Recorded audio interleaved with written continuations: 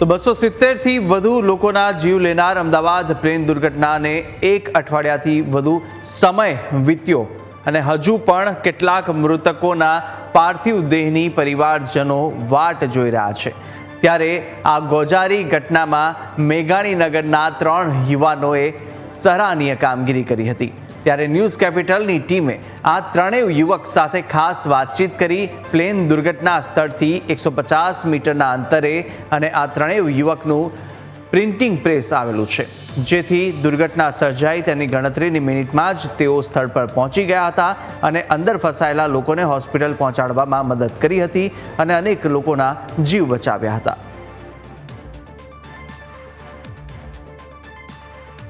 એ ઘટના કે જે કદાચ સમગ્ર વિશ્વમાં કોઈ ક્યારે ભૂલી નહીં શકે।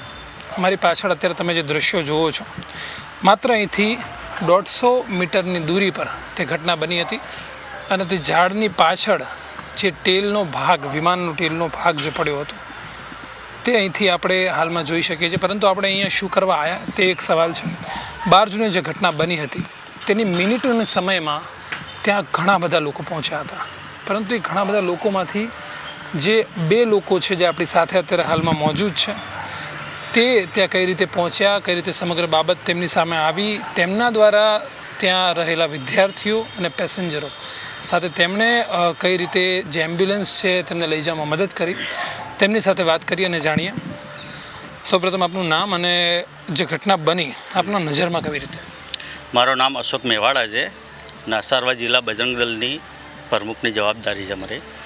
અમે લોકો અહીંયા ઊભા હતા ત્યારે જોયું કે પ્લેન નીકળી રહ્યું છે, પર આટલું નહીં ખબર હતું કે ભાઈ એ પ્લેન જ છે।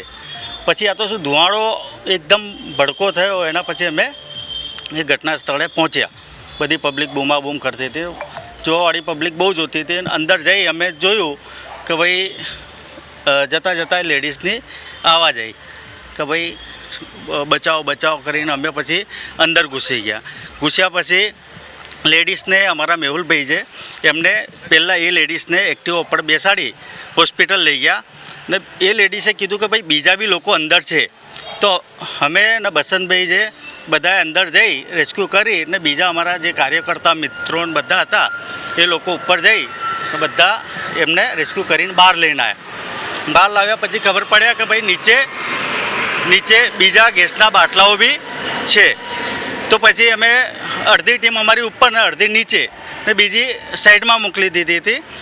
એ લોકો જોડે બીજા ફાયર સેફ્ટીના બાટલાઓ મંગાવી, એક્ટિવા મંગાવી, જેને યોગ્ય લાગ્યું એ રીતે 108 તો નહીં આવી શકી, પર એક્ટિવા ઉપર બધાને હોસ્પિટલ પહોંચાડી દીધા અને બધા જે બાટલા હતા એ બધા બાટલા મેં બહાર કાઢ્યા।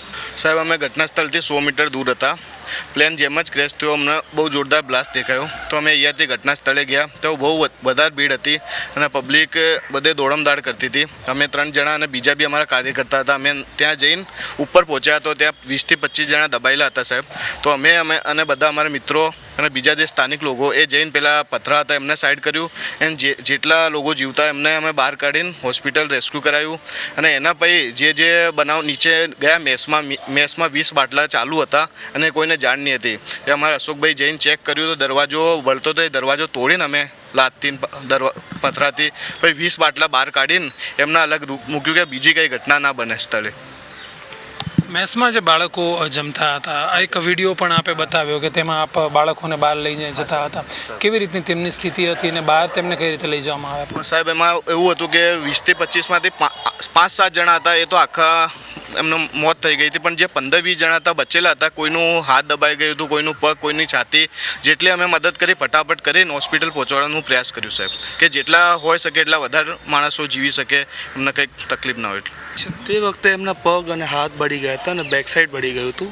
એ ટાઈમે મેં નિયર બાય હોસ્પિટલમાં લઈ ગયો હતો અને એના પછી એ લોકોને તત્કાલ સિવિલ હોસ્પિટલમાં પહોંચાડી દીધું, અત્યારે સેફ છે। કેવું લાગતું હોય છે જ્યારે આપણા દ્વારા કોઈ વસ્તુ હોય એના સાથે જ આપણે એટલા ખૂબ જ ઓછા સમયમાં ત્યાં પહોંચી જતા હોઈએ? અમને તો આ સંઘમાં શીખવાડેલું જ હોય છે કે જેની તકલીફ હોય એના ઉપર આપણે હેલ્પ જેટલી થતી હોય એ કરી લેવાની છે, એના માટે અમે કર્યું હતું। કેવી સ્થિતિ હતી જ્યારે આપણે ત્યાં તમે જ્યાં ત્યારે પહોંચ્યા, કેવી સ્થિતિ હતી ને આપના દ્વારા ત્યારબાદ ઘટનાને પહેલાં જોવામાં આવી કે પછી ફટાફટ કોઈ બી લોકોને પહેલાં બચાવી લઈએ, અને કેટલા સમયમાં આ બધું કામ છે તે થઈ ગયું, કારણ કે ખૂબ ઓછા સમયમાં આપ ત્યાં પહોંચ્યા છો?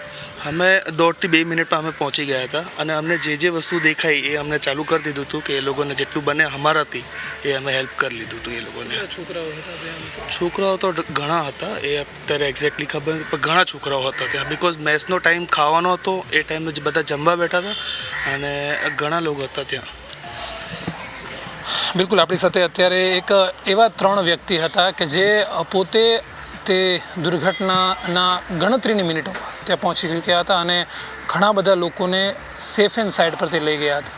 આવા ઘણા બધા નામ છે જે ક્યાંક ને ક્યાંક અંદર લોકોની આંખોમાં વસેલા છે, કે જે લોકો ત્યાં જે તે સમયે દુર્ઘટના સમયે તેમને ઘણી બધી ઈજા પહોંચી હતી, પરંતુ આવા ઘણા લોકો છે કે જે તે સમયે ત્યાં પહોંચી ગયા હતા અને લોકોને બચાવ્યા હતા.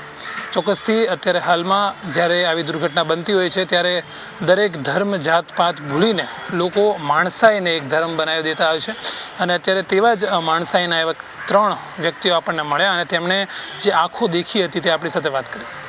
કેમેરામેન ઓમ પટેલ સાથે મિહિર સોલંકી, ન્યૂઝ કેપિટલ.